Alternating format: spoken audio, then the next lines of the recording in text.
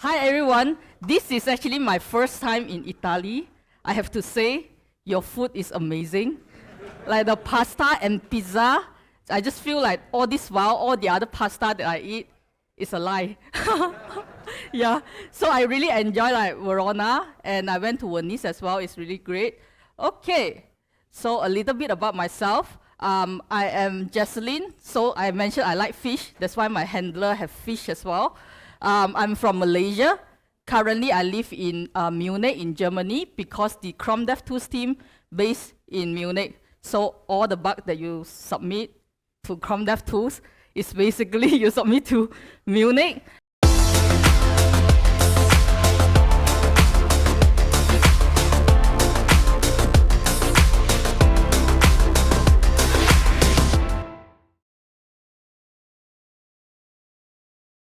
And if sometimes you might see that this What's New tab pop up once in a while, if you do not close it and you click on one of the link, you might see my face, my video, or the articles that I talk about, some latest updates on Chrome DevTools and some of the DevTools tips that I might share some today as well. So click on it once in a while and see like what's the new thing in DevTools. Okay, so today we'll talk about debugging modern web. But what exactly is modern web? What is the old web and what is the modern web? So let me talk about what do I mean by modern web. So this is the DevTools in 2009. So it's about 15 years ago. You see that, let me try these features. You see that 15 years ago, there's something called Crypto.js. So this is a real screenshot that I get from this website. So 15 years ago, DevTools then have 4 tabs. You see that all the 4 tabs show on the top. But nowadays, guess how many tabs DevTools has? 15, more than that. 25, yeah, around that. Yeah, exact number I don't remember, but it's around 28, I guess. Yeah, that's a lot. But maybe the one that you use, just 4 or 5 of them. Yeah, but there's a lot of hidden features in DevTools that you might discover over the time. So let's go back on the beginning of when we start develop web applications. So when we start developing, we are writing HTML, CSS, and JavaScript. So what you write is what the browser understands. Then slowly we realize that, oh, we write more and more JavaScript and CSS, and it's get really long, and then we start to compress it, minify or uglify it. So there's a process in between to compress your code, to minify it. So what you write is roughly what the browser reads, because your code, like all the variables, name get mangled and minified. And nowadays, by the hands that you raise, like how many people work on like React, Angular, Vue, what you write, maybe not what the browser reads. You use different language to write. You use TypeScript, SCSS, and Park, for example. Or you use other frameworks like Angular, React, and so on. And you even have meta framework, because just a framework is not enough. We need some meta framework, some routing, and other things to make it work as well. So like with all this complication, we need a build process in the middle to help the browser to transpile your code to let the browser understand, because the browser can only read HTML, CSS, and JavaScript. So there's a lot of compiler, compressor, and transformer in between. And also you have a lot of different build tools like Webpack, Vite, Parcel, Rollup, and ESBuild. Like these are the tools that you use and take care of the process and compile your code.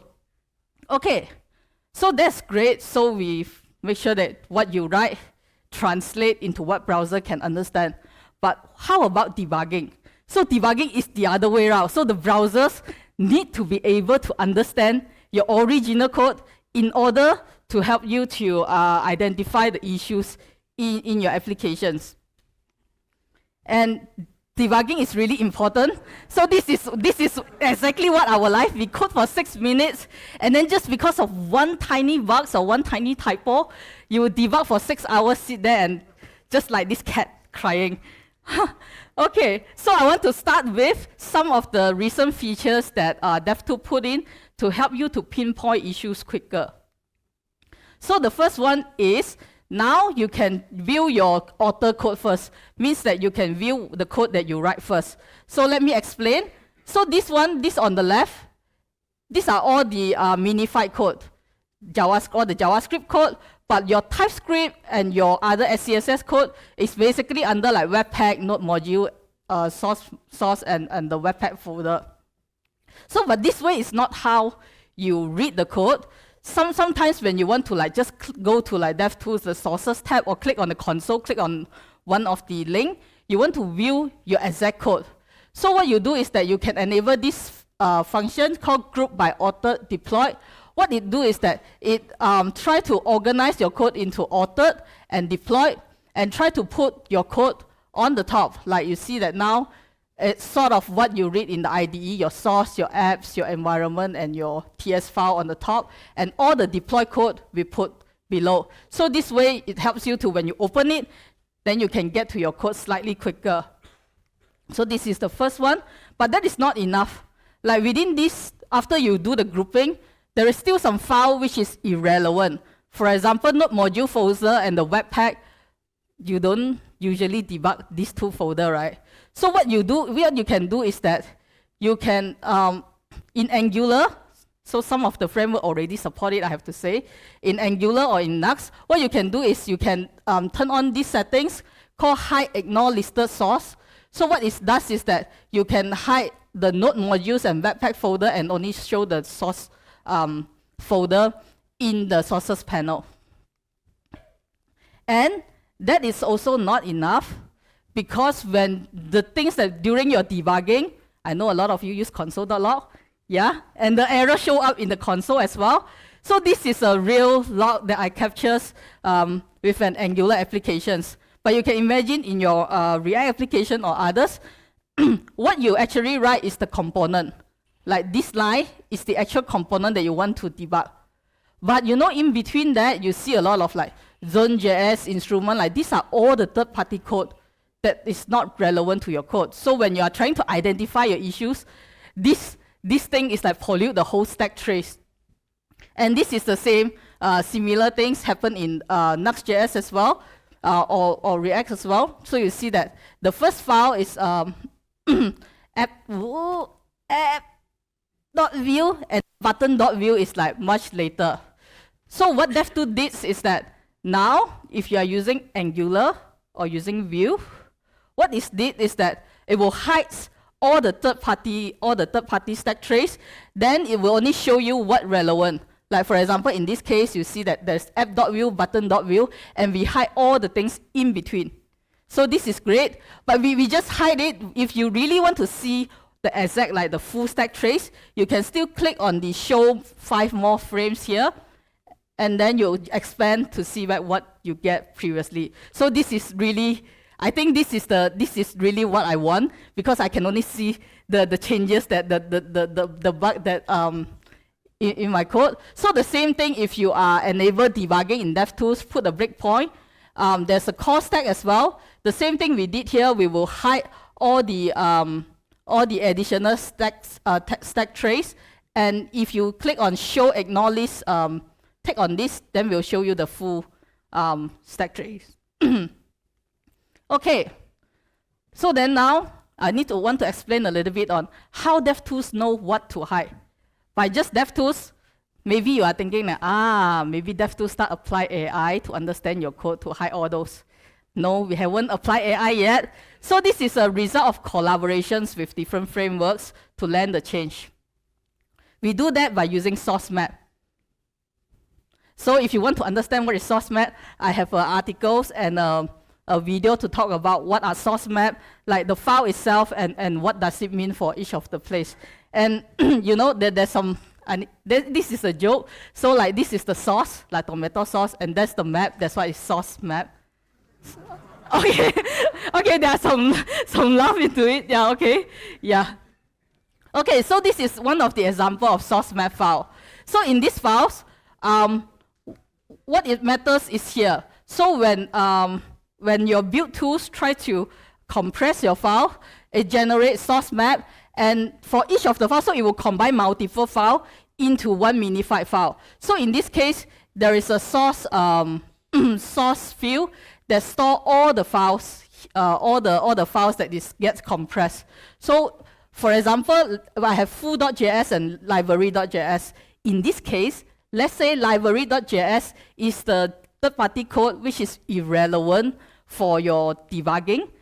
What the framework did is that during the build process, they can configure this field, call X Google ignore list, to tell Google to mention that, hey, some of this field is not important for the developers to debug their code, so you can hide it. So if the frameworks provide this field, then DevTools will read this field and try to hide all the frames that under this file.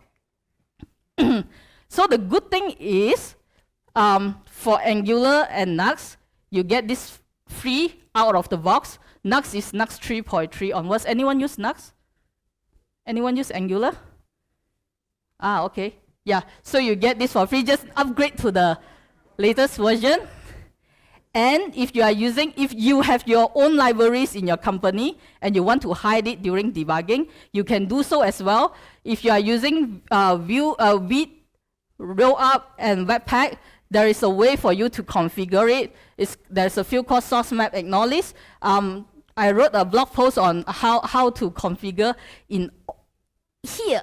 I will share this slide later so you can check on how to configure it. And they have documentation in their websites as well. And then this is one of the example in rollup.config.js. So there is a source map ignore list field, which you just return if any path that includes node modules in the front, you want to ignore it, just do like this to ignore that. Okay, so I know a lot of you are React developers. Okay, so what if your toolchain doesn't support it yet? So what you can do, you can manually ignore certain file. So what you can do is you can go to DevTools, the sources panel, open your file and right-click, for example, node module, and add the whole directory to ignore list. So this way, you don't need to wait until certain frameworks or your tools to support it. You can just hide it, and during the debugging, we'll just hide all the irrelevant stack frames as well. So you can do it manually until your framework support that. We are working closely with the React team as well, so stay tuned for that. And once you do that, when you click Add Directory to Ignore List, what we did is that we add some, if you want to configure, you can go to this Settings, Ignore List tab. We actually add it to here.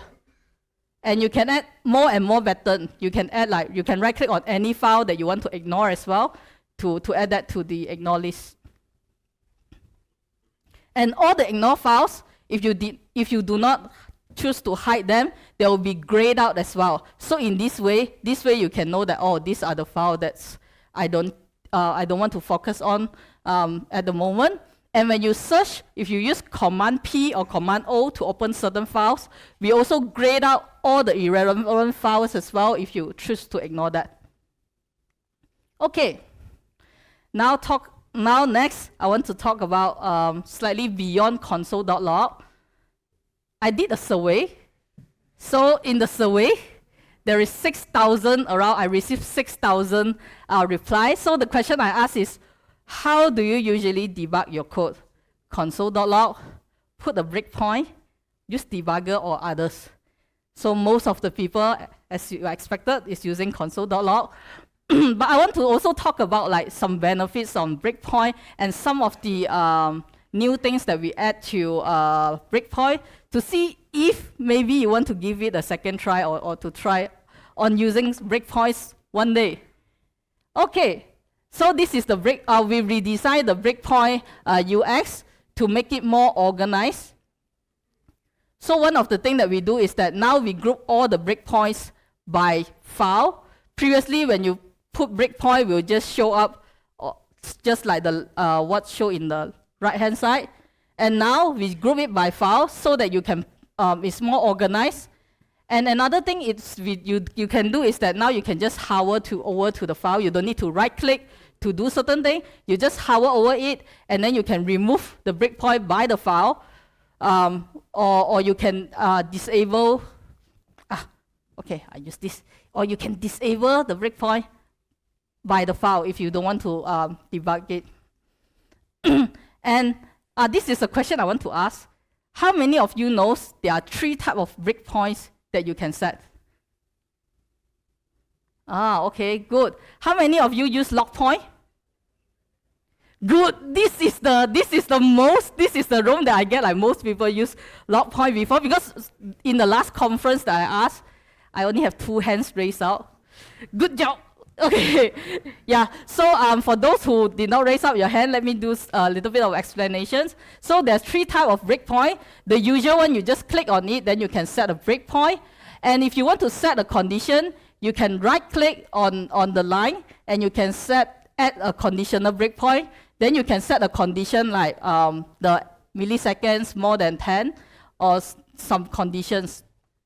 And the same thing, you can set a log point. Log point is like your console.log, but the good thing is you don't need to add and delete in your code. You just set here, say that what are the fields that you want to log, and you can do multiple logging as well. So in this case, I put like result. I will log the result array and the result length.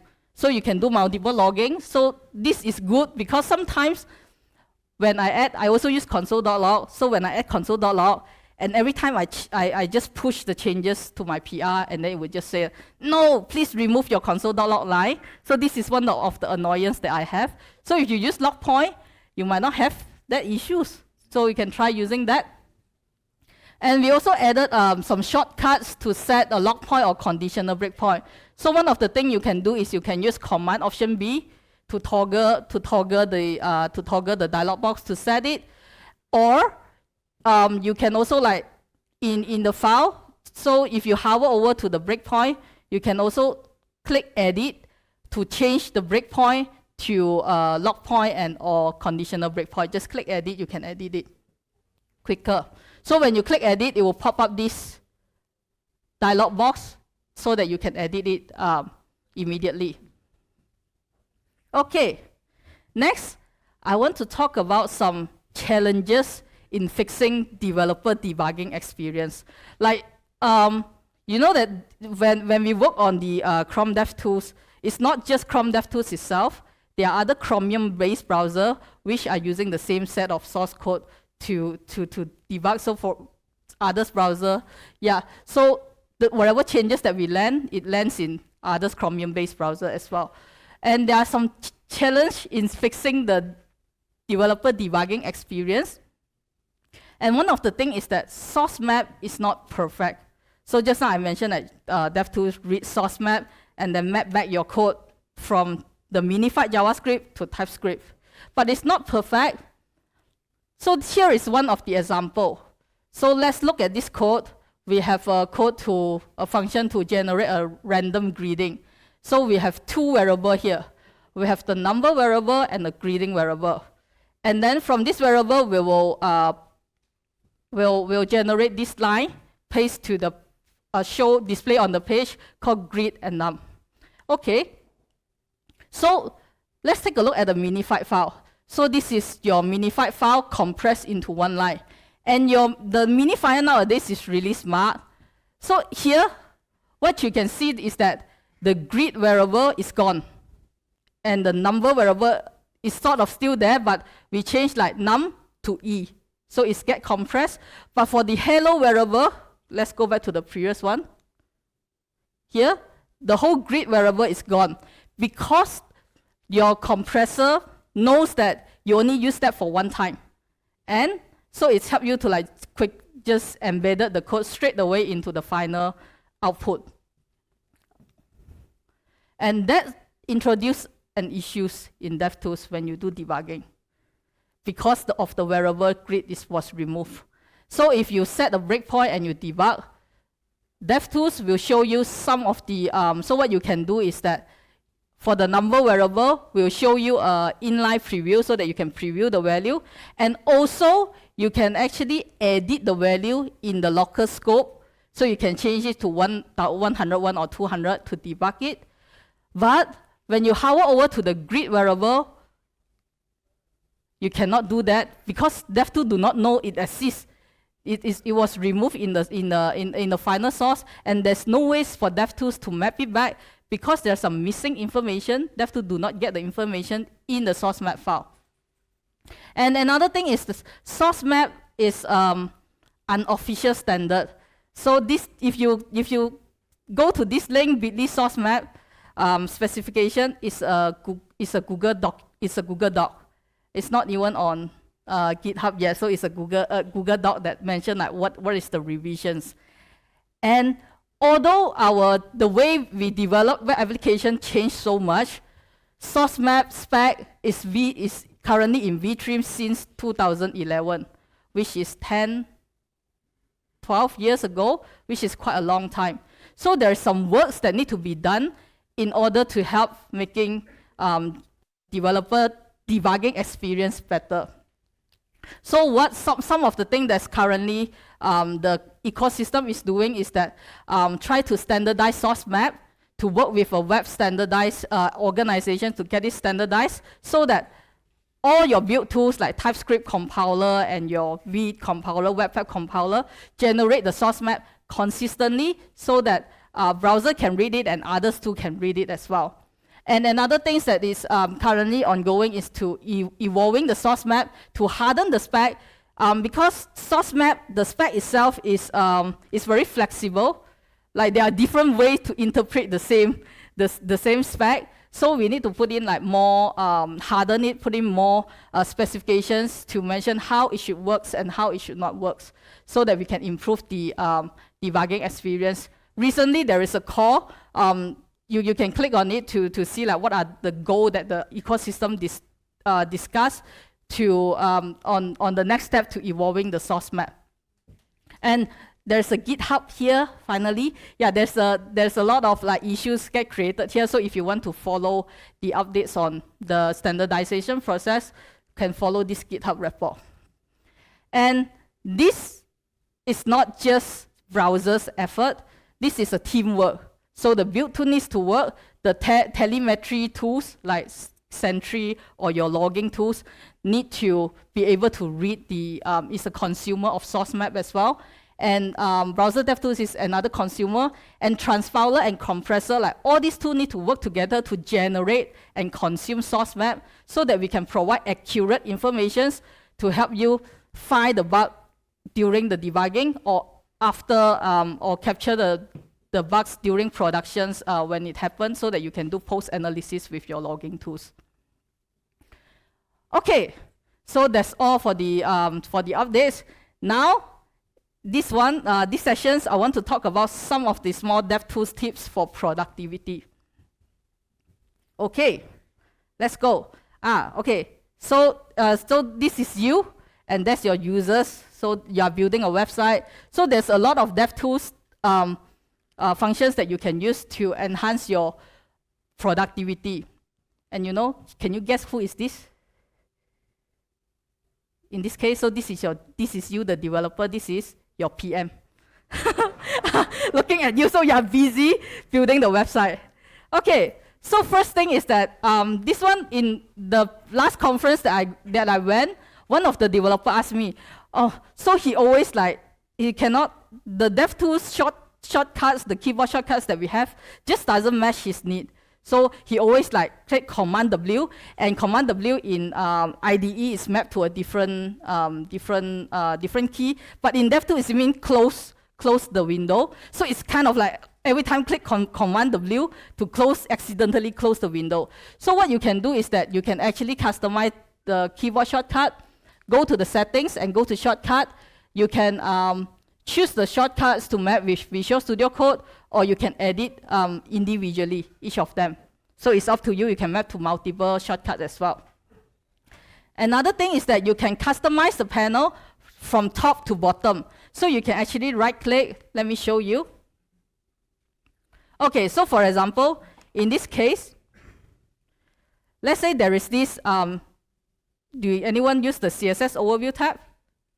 Okay, so this is a new tab that to identify some of the CSS improvement that you can use in the page. So let's say if I capture the CSS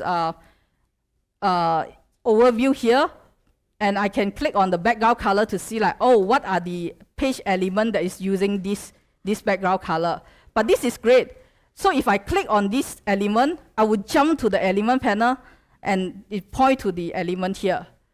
But every time I need to like go back to the CSS overview tab and click on the other one, and it will jump. It will just jump again to the elements tab. So this is very inconvenient because you need to like keep switching context. What you can do is you can right click and move this tab to the bottom. Oh, why it's gone? Okay, never mind. I will run it again. So in this way, so when you click, it will just like stay in the same page. You can use, if there is any like bottom tab, like for example, if you are using issue tab and you feel like you don't want it to be bottom, you can right click, move it to the top as well. And you can reorganize. If you do not know, you can also reorganize all these tabs to suit your needs. Okay, so this is quite handy to customize the panel. And another thing is that even in the elements panel, you can sort of rearrange here as well. So there's a lot of tabs here.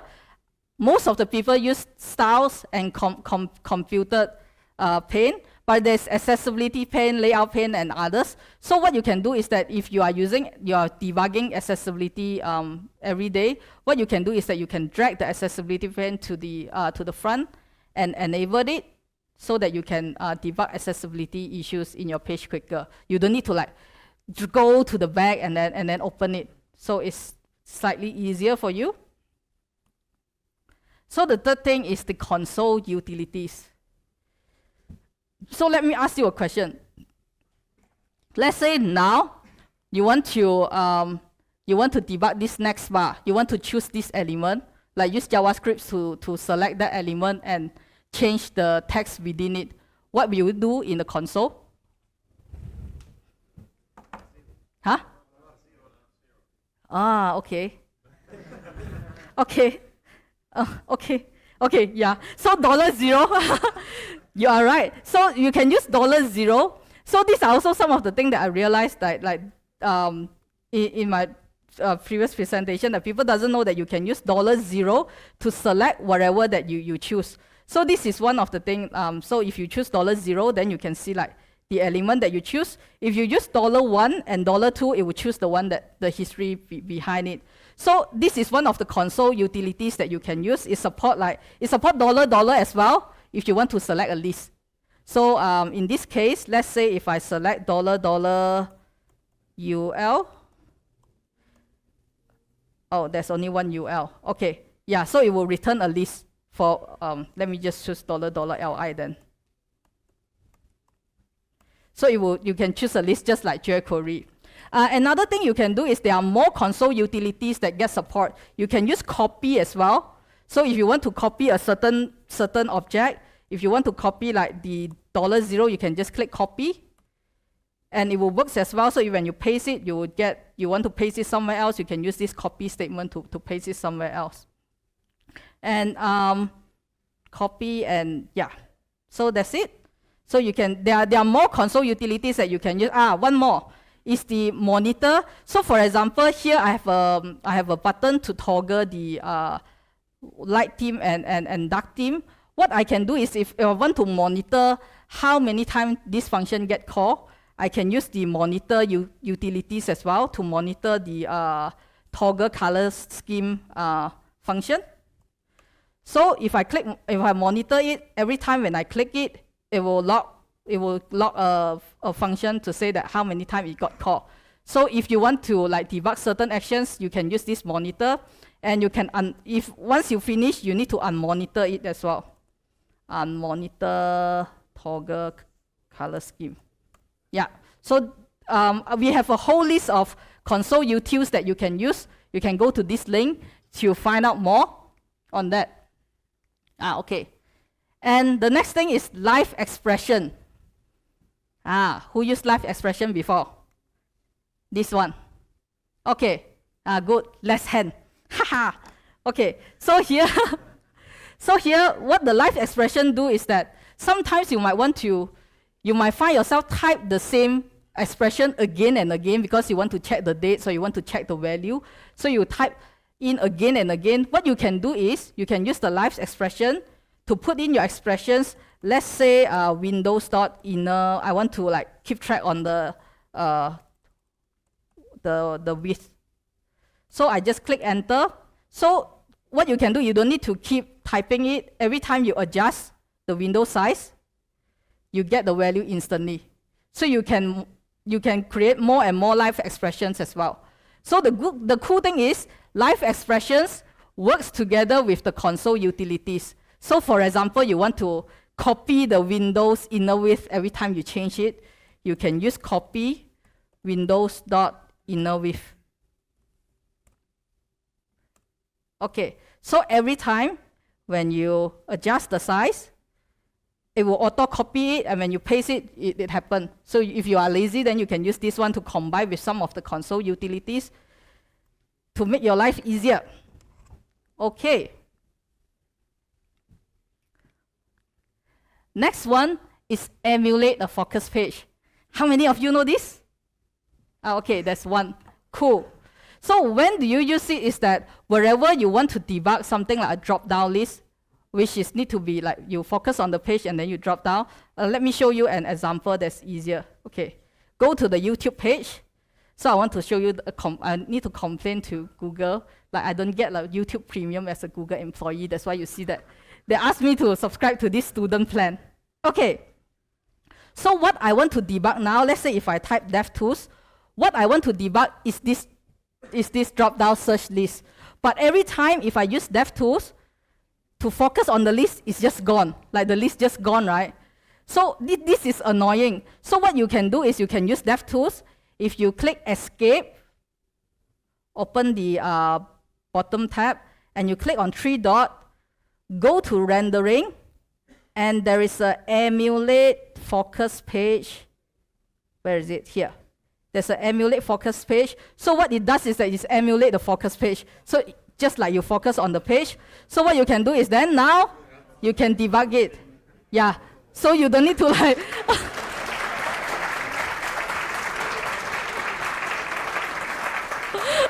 Okay. Okay. So good. Yeah.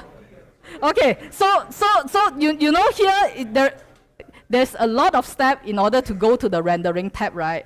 But what you can do is that you can use if you forget the command, you can click on 3 dot and just click on Run command, and here you can type any type of command. Let's say just now we emulate focus page.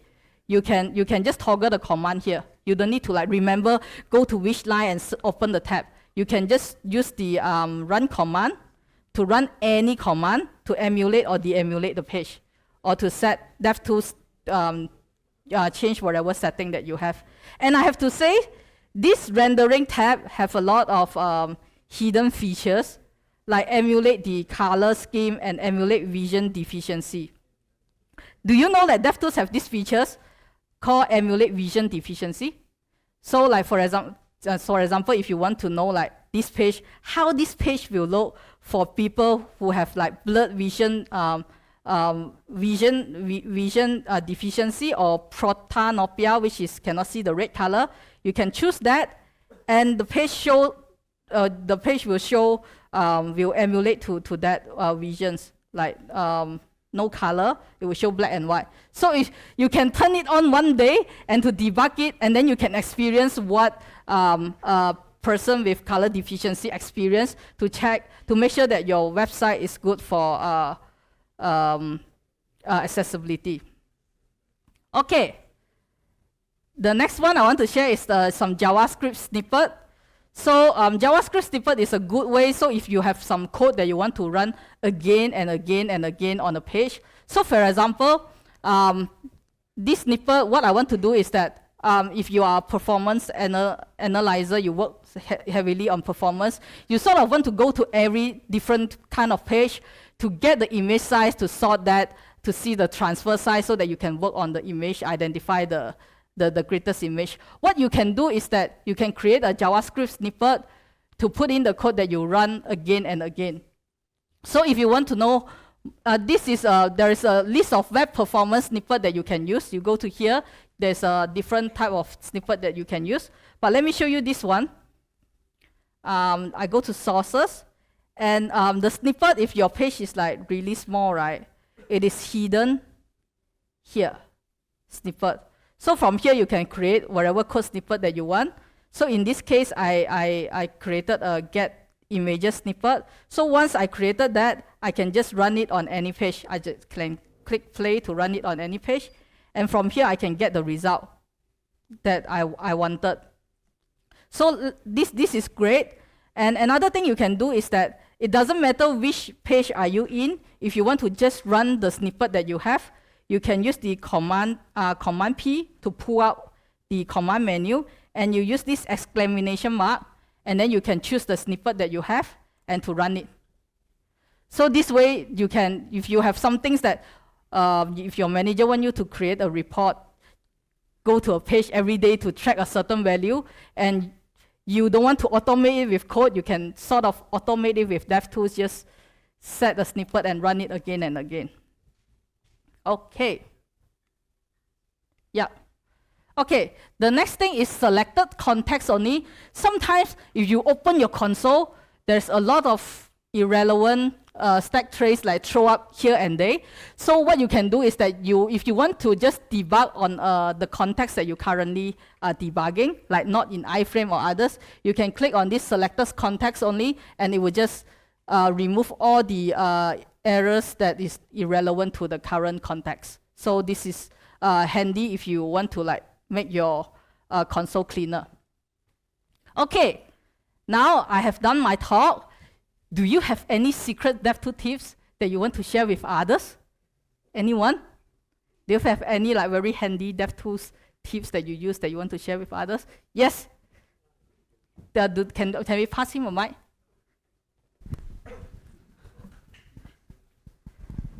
I think, if I recall correctly, there is a DevTool command that will count the number of instances of a particular class. I don't recall if it's called count objects or something like that. Okay. I think that's one of the. I don't exactly remember the command, but I think this is one of the console utilities. Should be one of the console utilities, so you can check out the documentation that I have in the page just now to do that. But thanks, so you can count that. Okay, with this, I have 2 minutes left, I guess. Yeah. Okay, so this is the 3 last thing. Because I'm not Steve Jobs, so I can say 3, not just 1. Okay, some comment that I listened before is that some developer told me, oh, I never report any bugs in DevTools, but DevTools just fake it magically. But I want to say again, we are not AI. Please help us to help you. So if you have an issues, please report the issues via the menu, report a DevTools issue. Let us know so that we can look at it and fix it. So if others developers don't report the issues on behalf of you, then we do not know what to fix. And this annoyance will just follow you. Okay. And the other thing is that we upgrade. Now DevTools have a new headless mode, which is the previously the headless mode is kind of like different implementations. If you are using Puppeteer or you are using some test automations, you are using the headless mode. There is basically it's a two set of code. You might have imagined like headless mode is that we hide the UI and just don't show the UI, but the implementation is the same. But previously it is not. Now it is.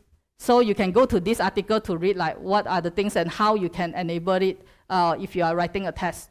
And another thing, in DevTools, there's a recorder panel you can use to record, export the test, and you can even record your user flow and export it to Cypress and WebDriver IO and others tools as well. Okay, so yeah, I've done, and this is the slide if you want to download it. And thank you, everyone.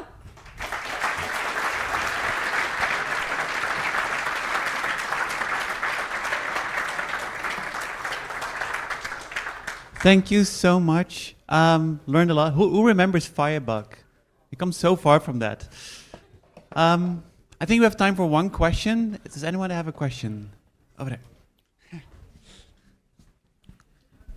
By the way, the method was a query object. Yeah. Okay, and my question is, you showed a property in the source map file, which was x_google_ release. Yeah. It's a bit specific. Is it because the source map aren't yet standardized?